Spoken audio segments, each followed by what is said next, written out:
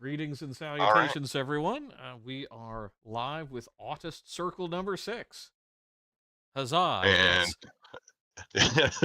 hopefully with the audio working properly from the start. But That's a hell of an but ask, we'll man. see.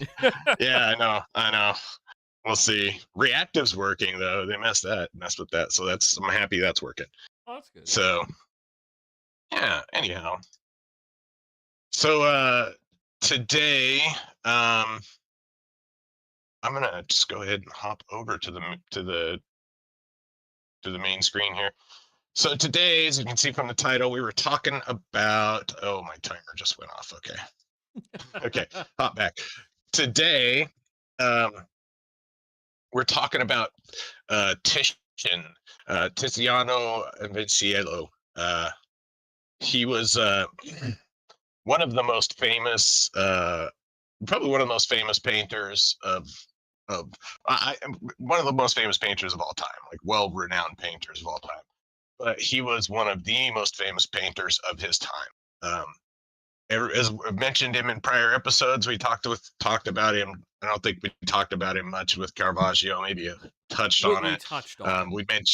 We touched on it. We mentioned his name during Oratio.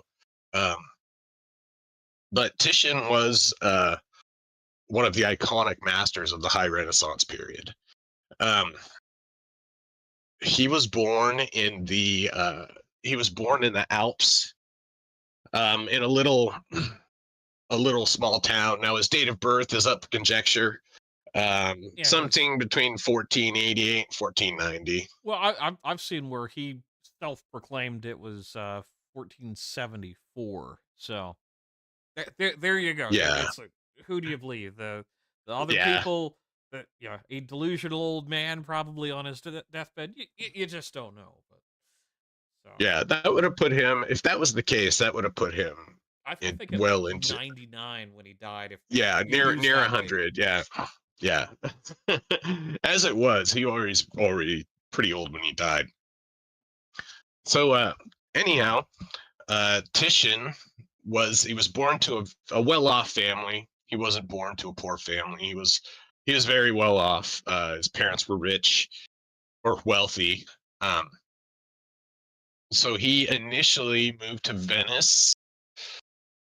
He moved to Venice when it was around in the early 1500s. He moved to Venice, where he initially apprenticed with Sebastiano Zaccato, and then with Gentile and Giovanni Bellini, who were the leading painters in Venice. Hmm. But Bellini is another one of the Renaissance masters. Um, so Titian is considered High Renaissance. Bellini and those guys were Renaissance because it was an evolution in style, basically. Hmm. But at the time, the Bellinis were the leading painters in Venice. So he apprenticed with them. He started off. So he started off working with them, and he was very promising work. And he became friends with a young painter who was Giorgio Barbarelli de Castelfranco, Giorgione, as they called him. Means Big George, basically. Uh, they were really good friends, and Giorgione was actually a really up and coming painter. And had he not died, he probably would have. We probably would be talking about him right now instead of Titian. Hmm. Um, but he died in 1510, possibly of the plague. They're not 100% sure. Um, Hmm. and so that made Titian attack painting with renewed vigor. After that, he went on and did an altarpiece, which we'll talk. It'll be the first one we talk about. It's called the Assumption of the Virgin. It's gigantic, and it put him on the map, and it made people, recognize it. Made people really recognize his brilliance. And then he became the official painter of Venice. Hmm. So he, That is no small feat at that time. yeah, right, and he held that position for over 60 years as the official until he died. He was the official painter of Venice because he was so his work was so well known, and he was so well renowned, so well respected. Um, he worked for Charles the Fourth, who knighted him, made him a count.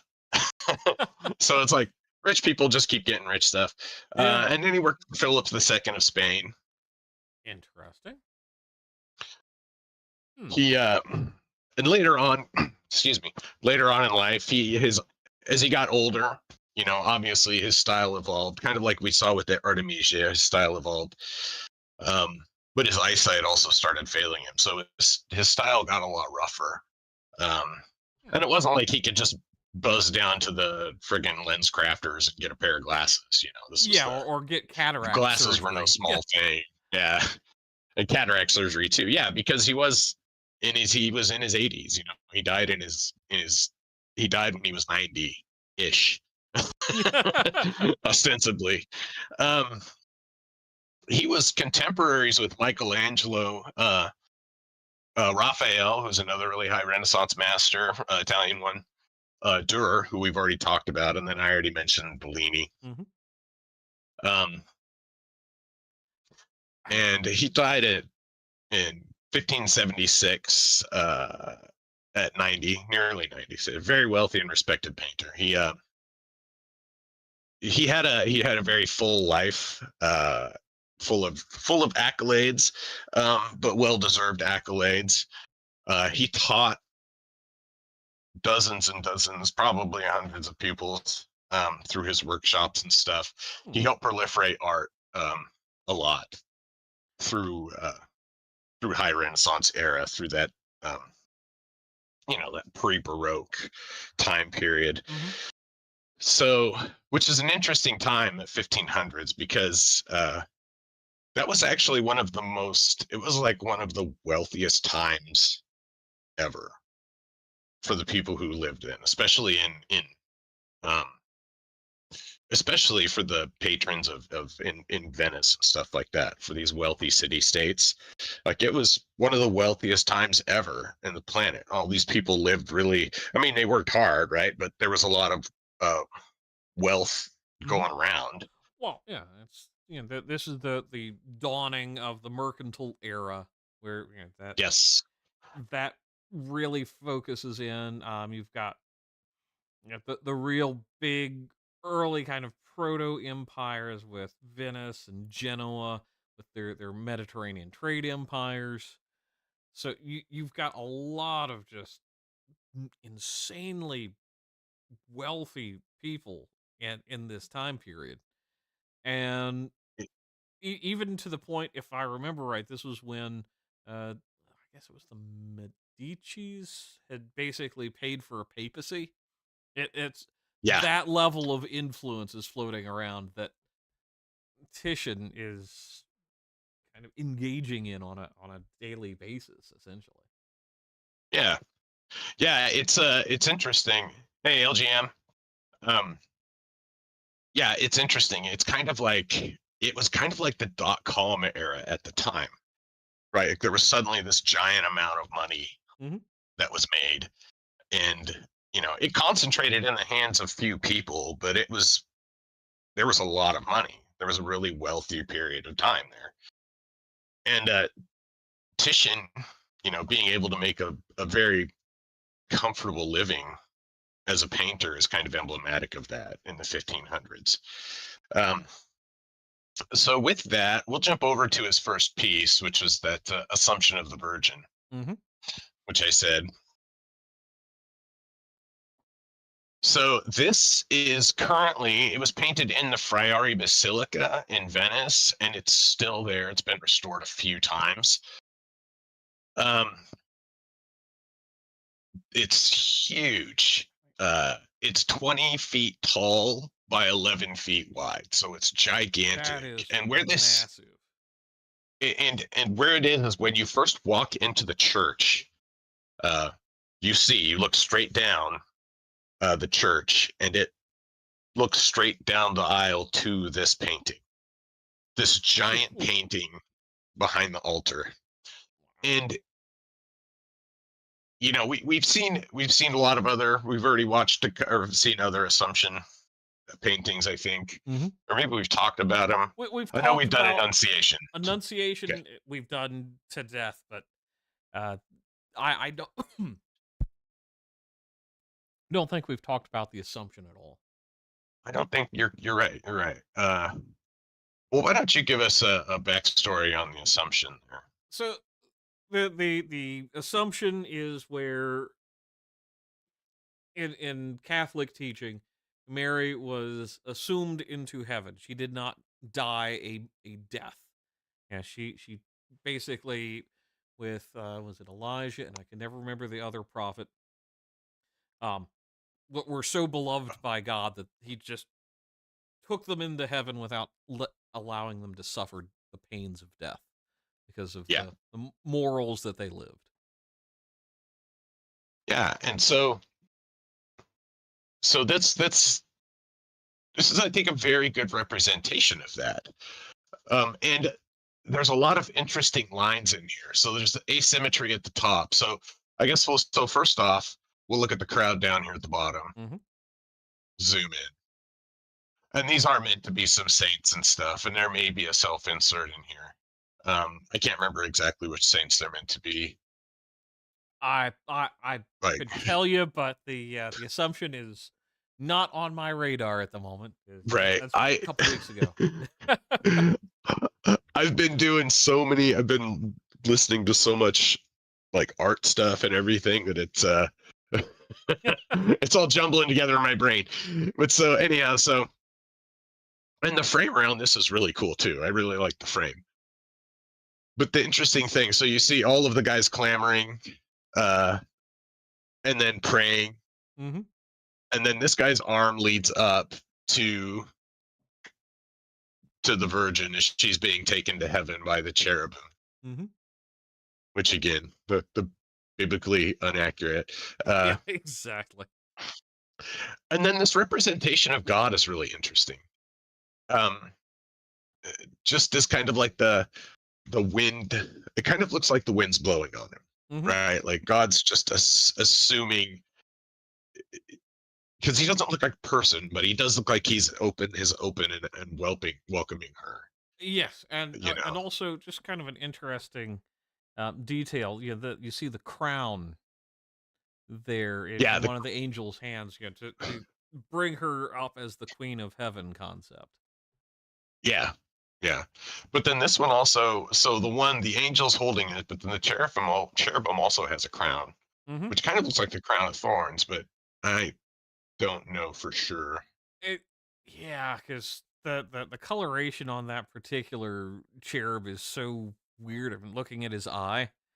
Like Right, I'm kind of like, did it get restored correctly, or is there something else going on? right. Yeah, so it could have been an error with the restoration. But um, but another detail that really I think is really amazing is the faces in the clouds up here. So Yes. it's not really clouds, it's faces, Hmm. and he just it was such an attention to detail, but it's huge, and I think overall the clothing and everything, and this was before this was before Gentle Eschi, obviously. I mean, he learned from Titian. Hmm.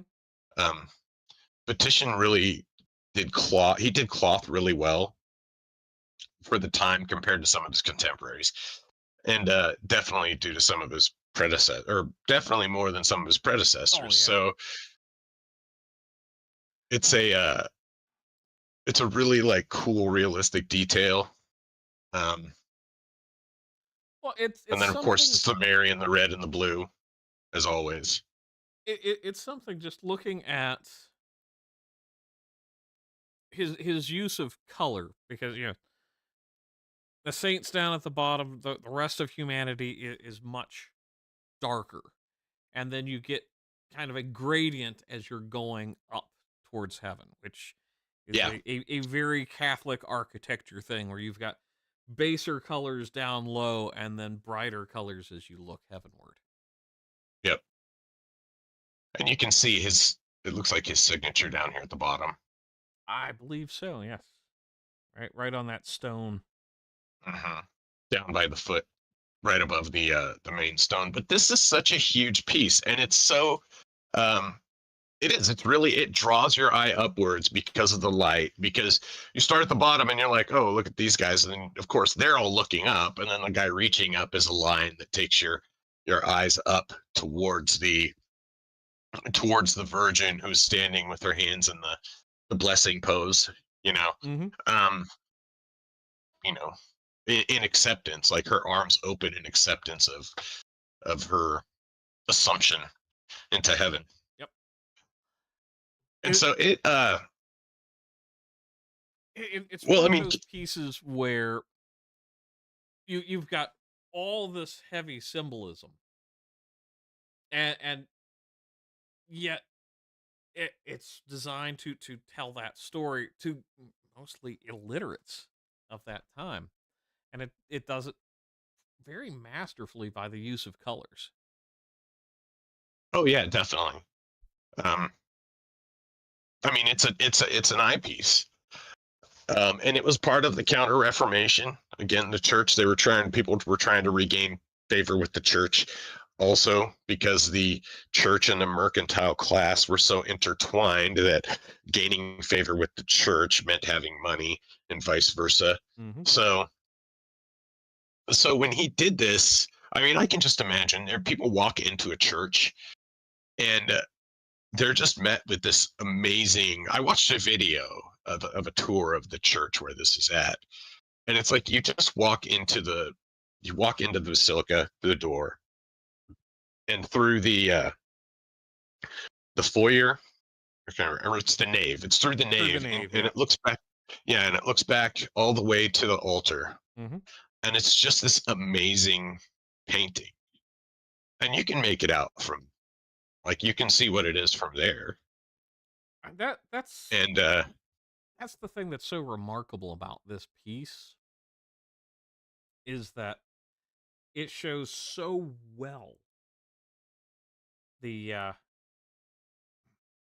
the way that he framed it, so you could basically just say walk in, see this behind the altar, a space where you're unless you're there on the behest of a priest, you don't really go to, yeah, and to have that so visible and so saying it's in your face is a fallacy of sorts, but just it's such a eyepiece, and considering the size of this particular basilica, I'm really not shocked that they decided to put this behind the altar, and I'm just doing a quick scroll through because Titian also right, did and Besario Madonna that's in there, and then you've got Donatello's doing John the Baptist,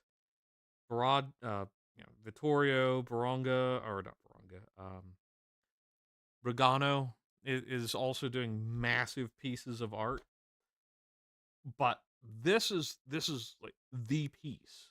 So that tells you at the regard of which Titian was holding in that church. yeah, yeah, absolutely. And with the mention of that, we'll hop on over to the next one, which is the Presaro Madonna, which is also in this church. Now, this is called the Presaro Madonna because it was commissioned by Jacopo Presaro, uh, whose family owned this basilica. His family owned the Friary Basilica.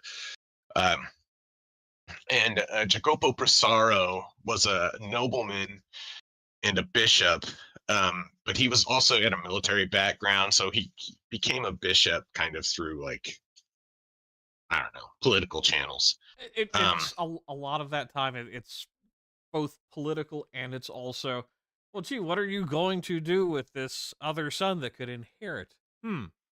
Put him in the Yep. church. Yep. And so in 1502 he commanded a papal fleet under Alexander VI against the Turks, and took part in the capture of the island of Santa Mora. Hmm. So he was a famed military person too. So he, like, because he was a famous general for the Pope, for the papacy. Hmm. And so in this painting, you'll see his. So there's the papal banner. The big orange thing is the papal banner, Yes. and then down at the left, you see his family.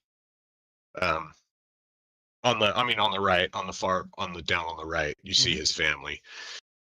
So he commissioned this and the other one, the Assumption, Hmm.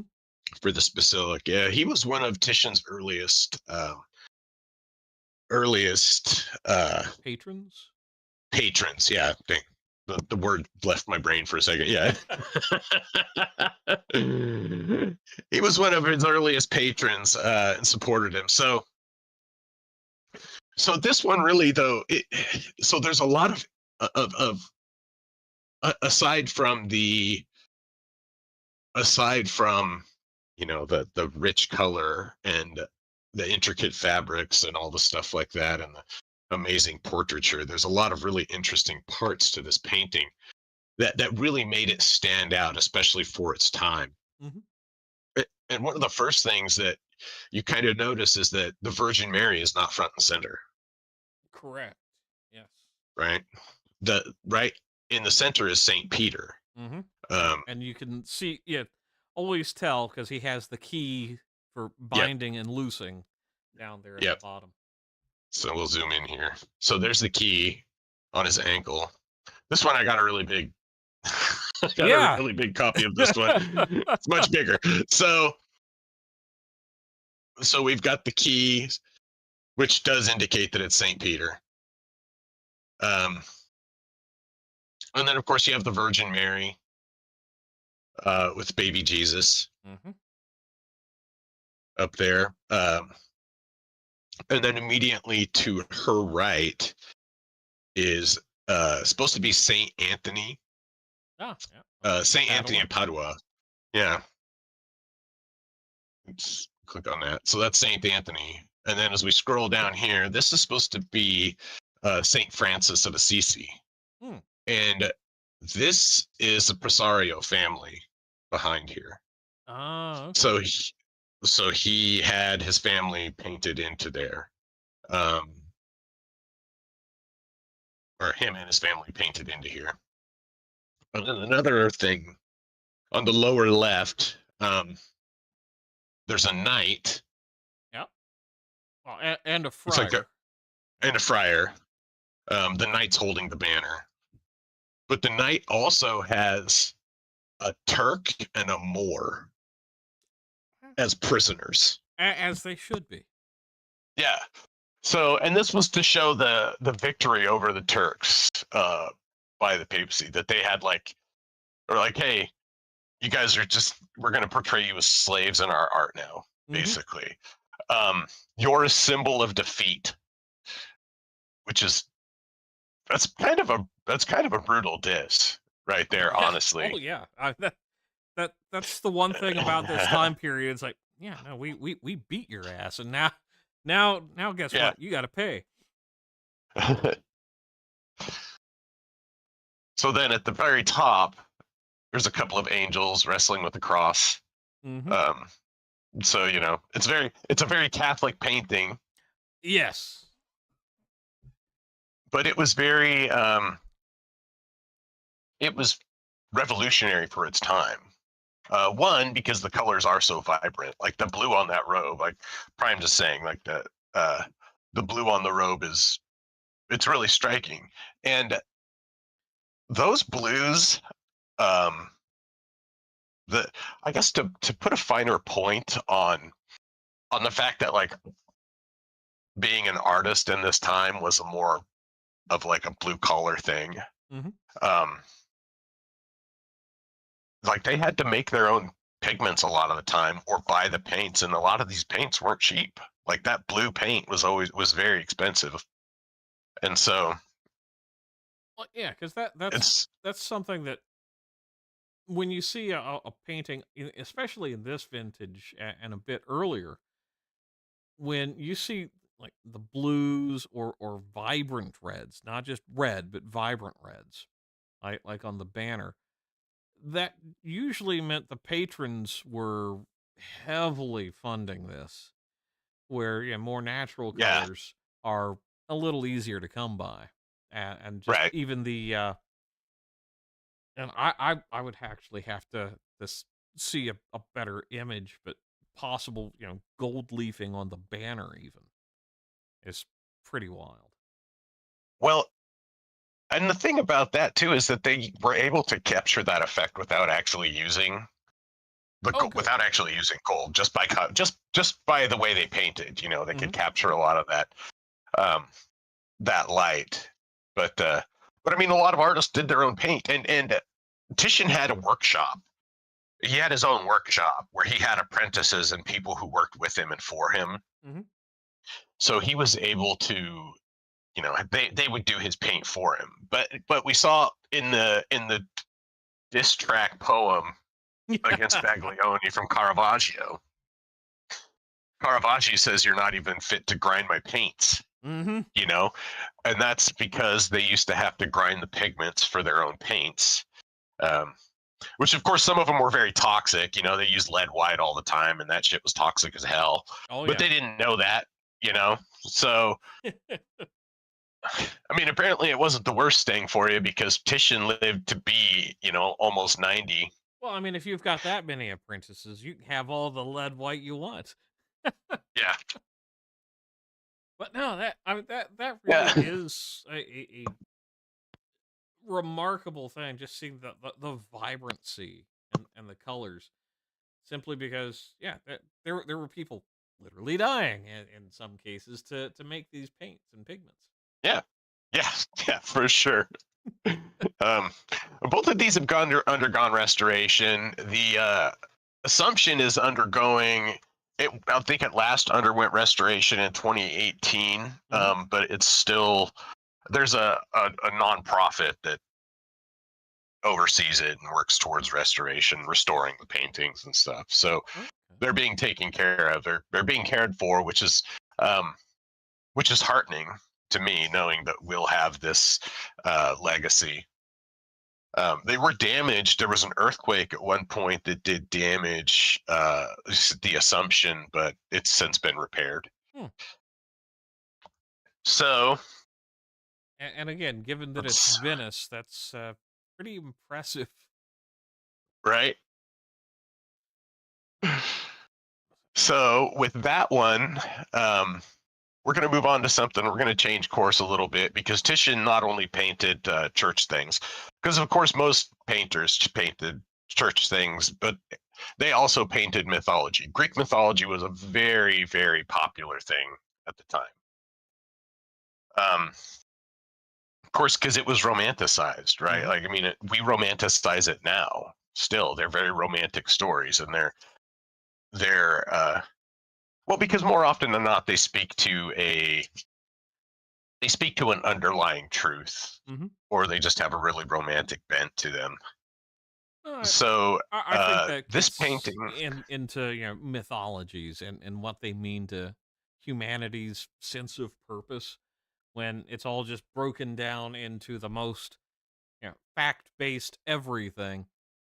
It yeah, kind of loses a little bit of flavor, a little bit of life. Uh, yeah, I totally agree. Um, but so, and these stories were popular because there were books. There was this has been recorded. But anyhow, this painting what is Bacchus and Ariadne. It was painted between 1520 and 1523 for the Duke of Ferrara.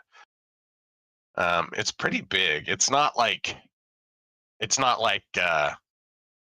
fresco on the altarpiece or big, but it's a good sized painting. It's 70 inches by 75 inches. So That's not Not a small. small painting. So what this scene depicts, and I'm going to read this here. Uh, Ariadne, daughter of King Minos of Crete, helped the hero Theseus escape the labyrinth by giving him a thread to retrace his path after slaying the Minotaur. She fled Crete with Theseus, but when they reached an island of Naxos, he abandoned her while she slept on the shore. Awakening alone, Ariadne was heartbroken until the god Bacchus, god of wine and revelry, came upon her with his wild procession of satyrs and maenads. Bacchus instantly fell in love with her and leapt from his chariot to console her. He promised immortality, placing her wedding crown in the sky as the constellation Corona Borealis. Hmm. Um, so that's the story of of Bacchus and Ariadne. Uh, which I'll make a funny aside here is that it reminds me of something we were talking about on Saturday. It's like he just got tired of her. Like she was probably nagging him, and he's like, "You can stay here. I'm leaving. You Yeah. go over there and take a nap. Fine. I don't want to listen to your nagging ass anymore." Oh, But but I gave you a thread. No, I don't care anymore. No, take your thread and leave it. No. no, I left my father for you, and No. you're doing. Oh God. Yeah, just got tired of her yapping, and but but that's the funny part of this. So anyhow, so this painting is really cool, and it displays all parts of that really well. I think because as you can see over here, so Ariadne is reaching towards the ocean, like oh my god, like waving, like hey, you're leaving me, come Mhm. back here, Yeah. you know. But then she looks over, and her and Bacchus's eyes meet as he is jumping out of. Well, their eyes meet he uh before he jumps out, but he locks eyes with her Mhm. and then jumps out of the wagon towards her, which is what this is depicting, him leaping out of the wagon. It's interesting because I think this is one of like the early kind of someone in motion scenes because most of what we've been seeing are there's some action like the beheading of Holofernes and Uh-huh. whatnot, but I don't remember anybody leaping or kind of leaping. No, yeah, because it's hard to paint that, Hmm. right? Like you can only really paint that from memory because Yes, you could watch somebody do it, but you have to paint it from memory. Um, and which coincidentally, which is why horses look all weird in art back then because mhm. nobody knew how horses ran. Um, Yep. you couldn't tell. Nobody could watch and see how horses ran. But I mean, you couldn't take a picture and study somebody leaping through the air. So this is just meant to. I mean, but he does have a. So I guess that's why more motion like that isn't depicted. Hmm. But this definitely has a lot of motion in it, and the uh, the satyrs and the maenads, like the revelry back here, Hmm. is really interesting. The Because way the cloak flies. So again, that's another really good. It's sign really of good motion. cloth. Like Yeah, yeah. it is. It's very dynamic. And Like the cloth is very dynamic, and it shows. It's definitely in motion. what I find really fascinating also is the leaves on the trees where he's just put enough color contrast so you can tell Oh individual leaves essentially. yeah, he does phenomenal landscapes, and I didn't include just any pure landscapes here. But when he did do landscapes, they were phenomenal. They were really good. And people loved his work, which is why he was so famous. And looking at this, you can see why. Hmm. Why it was because it's a striking piece. There's a lot of action in it. And then there's cheetahs. Yeah, yeah. There's cheetahs pulling the cart. Now, this is thought to be because in the original story, I think it's tigers. In the original story, it's tigers or lions pulling the cart. Hmm. Um, but the Duke, because the Duke was a Duke, he had a menagerie, and it's thought that he had cheetahs in his menagerie. So Oh. Titian was able to observe the cheetahs and see them to get an idea of what they look like to paint them. So, because That's like they fascinating. didn't know what I mean, they've never seen elephants or shit like that. Yeah. They only the closest most of these people get to seeing lions and tigers and stuff like that are paintings or drawings. They didn't have photographs or anything like that, and Mhm. so it was really easy to Well, it kind of pass off something. it's You know? also interesting because while the heads are distinctly cheated, the bodies are almost domestic cat in Yeah, some the bodies look aspects. more cat. Yeah, they do. But they've got the long cheetah tail, though. So again, like he probably spent some time painting it, but they're not always awesome at depicting animals spot on, Mhm. 100%, because they didn't always get to like study them and do that. Um, and actually, the guy, this is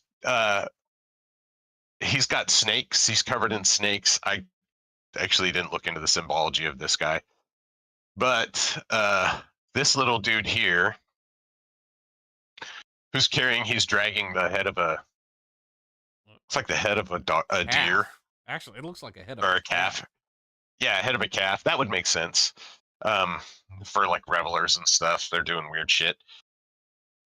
His name is Ampelos, and Ampelos was the satyr who Ampelos means grape or grapevine or something in Greek, and so he's the satyr that was meant to. When he died, that was the grapevine that Bacchus got all his grapes from for his wine. Oh, So interesting. that's part of the mythology there. Huh.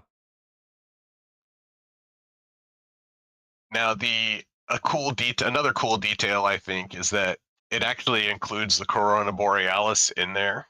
Yep. Which It's up in the clouds, the circle of stars. that's actually a nice detail.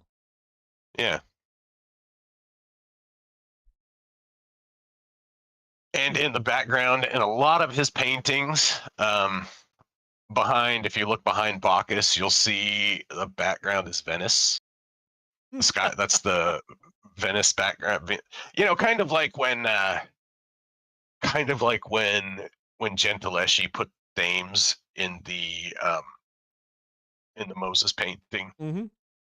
He's just putting Venice in the background of all his shit. So I just So, noticed this, but you see the guy with the dog that's walking just like right off of Bacchus's leg. There's just a little oh, detail. No, no, way up in the back. Just oh, right off of oh, his knee. There's like some dude and a dog oh, just wandering around. That's just a cool detail. oh, there is. That's weird. It's a satyr. It's Okay. a satyr with a couple of dogs back there. Yeah, because it's got the little satyr legs on it. It's interesting. I didn't see that before, Yeah, no, but it's a lot of. it's neat little details like that. Mhm. He packs a lot of details into his paintings. Um, Titian also packed a lot of boobs into his paintings too, so we had to be kind of selective about that too. Yeah, yeah. There's, It's like, yes, we're talking high art, but YouTube does YouTube things. yeah, so there's a guy back here with a haunch, Yeah. like a calf leg. Mhm. So that would be the head of the calf because they butchered the calf and are eating it, or they've sacrificed it and now they're doing their stuff. But the fat guy's on the back on the donkey. Yeah. Like the fat guy on the donkey in the back is hilarious. It's like, So, and, and I'm uh, trying to figure out is the kind of under the haunch. Is this guy like wandering around with a basket full of food or wine or something? I bet that's probably a basket full of grapes or something like that. I just the symbolism is just so entertaining. Yeah. and the flowers down here by their feet is really cool. Like they're really delicate, really cool looking. Like I keep saying cool, but they're they're realistic. They're very well done. Mhm. Yeah, and, like, the little delicate white And then flower there with all the little yep, stamens and the pistil very clearly depicted. yeah, That's just amazing. yeah, it's super good detail. And then of course his signature is on the urn on the cloth on the shore. Mhm.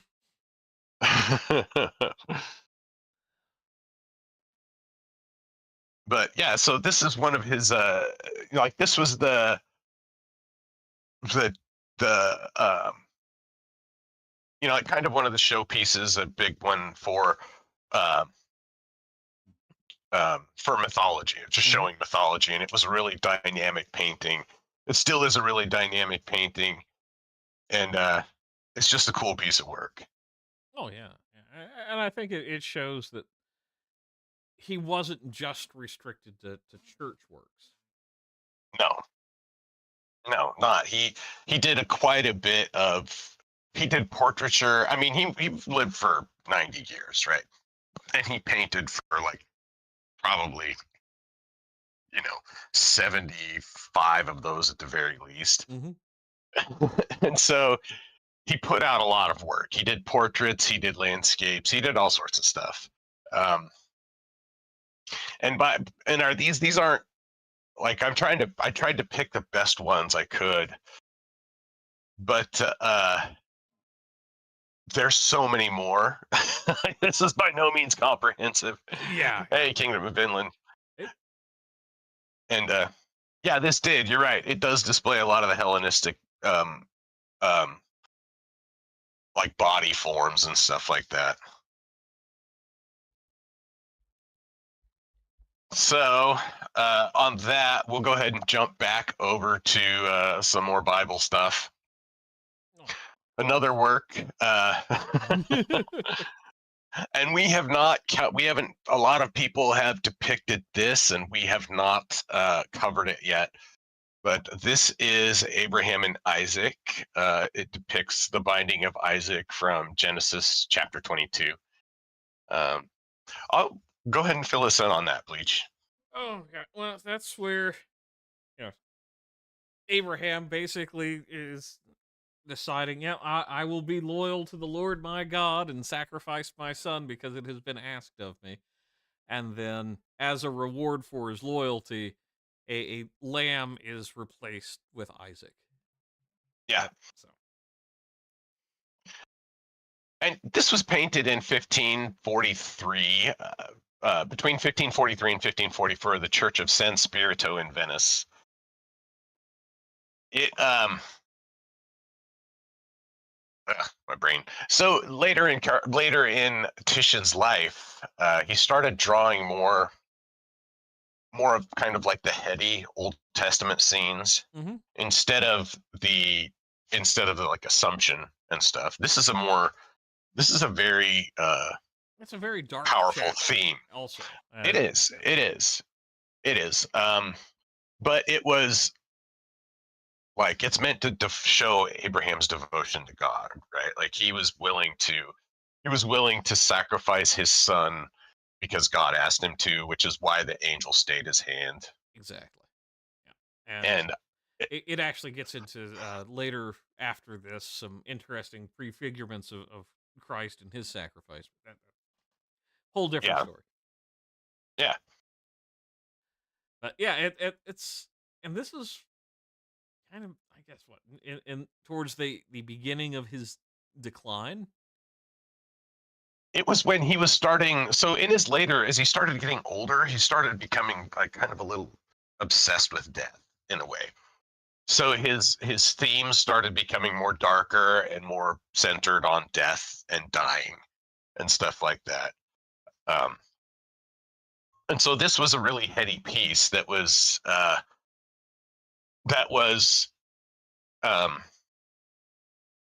it depicts that kind of I don't know, like fatalism in a way. Yeah. Like the story itself of Abraham and Isaac, to me, I always thought like, oh, that's just. I mean, it's inspiring, but it's grim. Mhm. Yeah, It's yeah, like, it's God would make this guy go to sacrifice his kid. The guy goes to do it, and then God goes, "Psych." yeah. I would, I would be like, "Fuck you, God." Like, no, I'm done. I am. You're an asshole. I'm out of here. Yeah, yeah, it's like, "Wait a minute, you bamboozled I me, call damn it." shenanigans. Yeah. So this obviously depicts the angel staying the blade as right in the moment. So this is again another dynamic piece. It shows a lot of motion. Like Abraham he is in the process of swinging the Mhm. blade and the angel stops him. Now Caravaggio did a version of this in 1606, and we didn't talk about it, but I just want to look at it really quick just to see the difference. Mhm. So this is Caravaggio's version. Just didn't load properly, so let me reload that page. Hmm. Okay, so this is Caravaggio's version of it. And of course, it depicts the lamb the same as the lamb is in this one. Yep. Of course, this one's a ram, but still. It's Here's Abraham getting ready to, and look at the absolute terror on his son's I face. know. Oh, Like, we man. probably should have covered this one now that I'm looking at it, but I guess just to show the contrast in styles. Mhm. Right. This style focuses on the emotion of the scene, as to where this one focuses on the action of the scene, Yeah. to where he is in the motion of doing that. Is that And yeah, it's a lot grittier because it's Caravaggio. It's all his shit's really gritty. Yeah, yeah. I don't know if I would necessarily do that part of the comparison, but, yeah, doing the emotion versus the action between the 2, and, Yeah, um, it's also interesting, the choice of weapon, a large sword versus more of a utility knife of the time. yeah, yeah. It was like a carving knife. Yeah. But then also the child's face in this one is not near as like the kid looks almost resigned, Mhm. or docile, Yeah, just kind of, "Oh, wow, this is bad," and man, not, "I am scared shitless." right? But man, you look how that guy's winding up. He was winding up to take a healthy swing at that fucking kid. Yeah, right? He wasn't gonna. This guy was gonna chop that kid's head off with as many slices and chops as it takes. But oh, but still, so this I like this painting because there is so much motion in it, and it shows like motion in the cloth, like the way the cloth is wrapping around his knee or opened, the way his robe opened with his leg moving forward as Mhm. he's getting ready to bring the blade down. Um, like again, like I said, he looks like he's getting ready to give this kid a fucking chop. Yeah, I mean, it's just And like then he's winding up to, star in an ISIS video or something like that. right, and then the angel just gently stops it. Like the angel doesn't look. The angel looks calm and serene, Mhm. right? There is motion to the angel, but the angel doesn't look frenetic. Isaac's motion. I mean, Isaac is like I said, just kind of docile, like not. Mhm. Um, he's not showing a lot of emotion as opposed to Caravaggio's. Yeah. Caravaggio's is showing tons of emotion, but this It's is also interesting with the where the angel is acting on, yeah, on Titian, it's stopping the blade. yeah, he's On stopping the Caravaggio, blade. it's the wrist. He's staying his hand, Yes. which I don't know the exact Bible verse. I can't remember if he stopped the blade. I thought he stayed his hand. I thought he stayed his hand, but then Yeah, sometimes the interpretations are weird. It right. But the angel in this pose, the angel could not have stayed his hand in the same way by just stopping the blade. Correct. Yeah. You know, it would have been weird. It would have been weird motion for the angel to be grabbing his arm Mm-hmm. as opposed to just stopping the blade. Uh, Of course, he better have a good hold on it because he's not really going to stop anything if he doesn't have a good hold. The blade's going to swing by and he's going to brain his son. But oh, I don't mean to be so grim about this, but it's a really the painting itself is very dynamic. mm-hmm.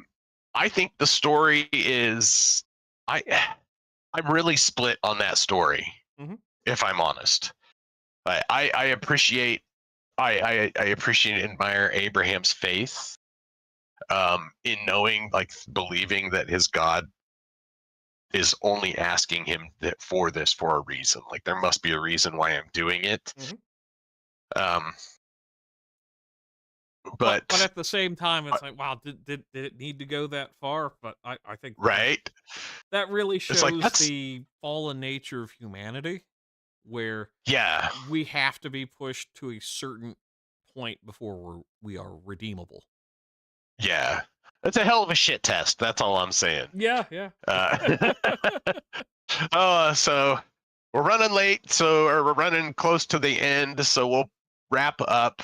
We'll jump over to the next one, which is the Paeta, which I'm probably not saying that right. But this one, Titian he started painting this in 1575. He actually did not get to finish it because he died. Palma il Giovane, who was one of Titian's pupils, actually completed it. But Titian did the majority of it, and he painted this, as a meditation on death. He wanted this to be put on his own tomb. Interesting. So towards the end of his life, his eyesight was failing him, and of course he realizes, mortality is breathing down my neck. That he feels that he needs to, create while he can, Mm-hmm. and get it out.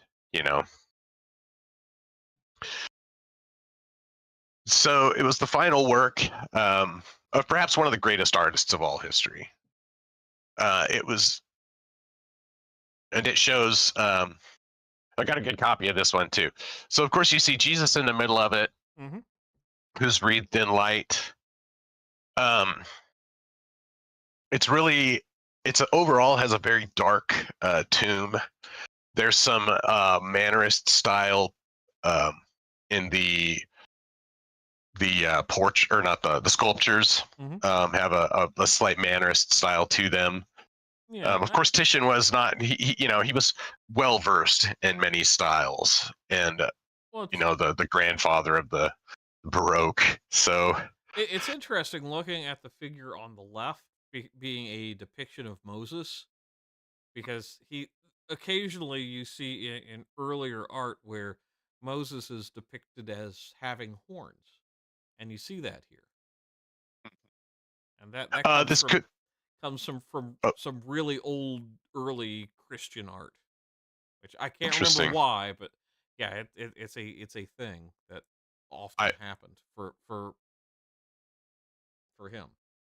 Yeah, and of course I did. Sorry. This depicts Jesus, or Mary, with Jesus after the crucifixion, cradling his body. Some people say this is a depiction of Titian in the pink robe. Other people, it's up for contention. Mm-hmm. But this is a very somber and powerful scene, and it's meant it yeah. It looks strange with Jesus and the cross in the same image. Yeah, it's because the Baroque, or the High Renaissance, the art of the time, because it was Counter Reformation art, was so steeped in Catholic iconography. Hmm. Um, Well, actually, it says Hellas Pontica underneath the statue on the right, which I'm trying to remember what that's a reference to.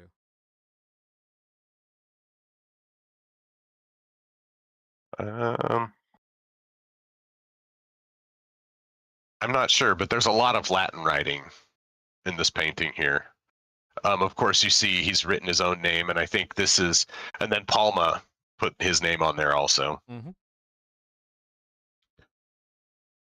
So No, it's an interesting like end of life painting in a lot of ways, and yeah, it's partly, is this the way he intended it, or is this because of his failing eyesight all that he could do?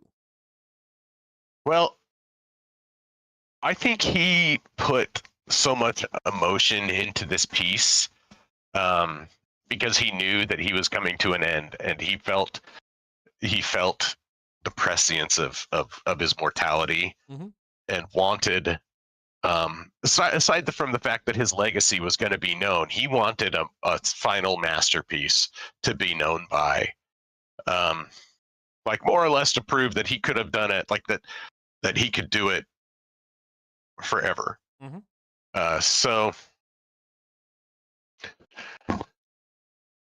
So this now,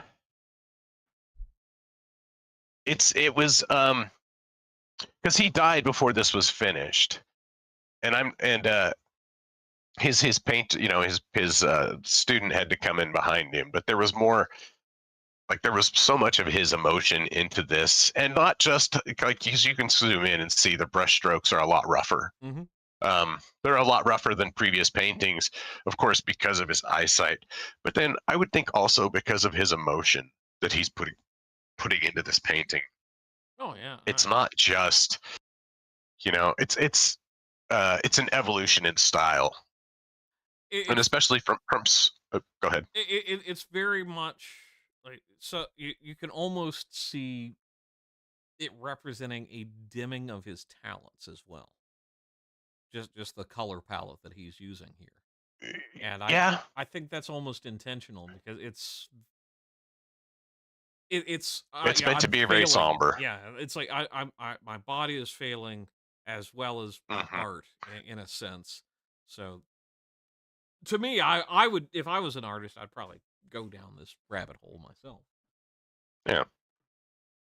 Now, see, I look at it in terms of that I look at it like he was such a great artist, and he knew he had mastered his craft so well that he understood which elements you needed to include in an image to draw your eye towards it, and so he can make a kind of a messy or more abstract Mhm. image by having it be a little darker, a little smudged, having the brushstrokes be a little rougher or a little not as tight, not as clean and manicured, you Mhm. know, Yeah. Yeah. Because kind of.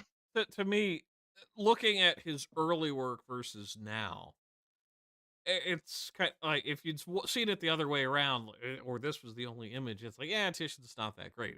But when you see this as his last painting, it's like, wow, he was still going. I that's impressive to have that much skill. Yeah, yeah, and so I guess we've hit our hour. So to wrap it up, I'll say, so I'd like to think that through these five paintings that we showed or that I showed his talent and his progression through time, and why he is still considered to be one of the greatest painters of all time. And and his art is so timeless. These are 500 years old. you know Yeah, I mean that's something I don't think gets brought up enough. That this is, yeah, tremendously, yeah, this is half of a millennium. Absolutely. uh, Prime to kill me, dude. Anyhow, so with that, next week will be Hieronymus Bosch. which I'm We're gonna be really look. looking forward to. One of It's gonna be a crazy one. uh, all I can say is prepare yourselves for lots of zooming in. Yeah, yeah. There's a. It's gonna be a good one. So anyhow, that's all for us, folks. Thanks for coming out. We appreciate you all, and have a wonderful evening or morning or afternoon. Or something. Bye, folks. Catch you later. Bye.